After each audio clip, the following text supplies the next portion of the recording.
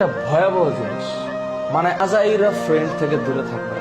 Lifeless কিছু পোলাপান আছে যাদের কথাবার্তার মধ্যে এই বন্ধু জানাস ওই হয়েছে সেই হয়েছে, কার জীবনে কি হয়েছে নিজের জীবনের খবর নাই, নিজের ঘরের খবর নাই, নিজের লেখাপড়া ঠিক নাই, আছে খালি চল চল এটা করি সেটা করি এই সেই।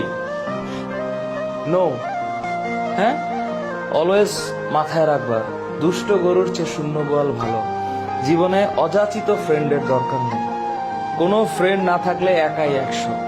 আর যদি ফ্রেন্ড একটা মনের মতো পাও, পৃথিবীতে কেউ মনের মতো হয়, মনের মতো করে নিতে হয়। হ্যাঁ, তুমি তোমার নিজের দিকে খেয়াল রাখো।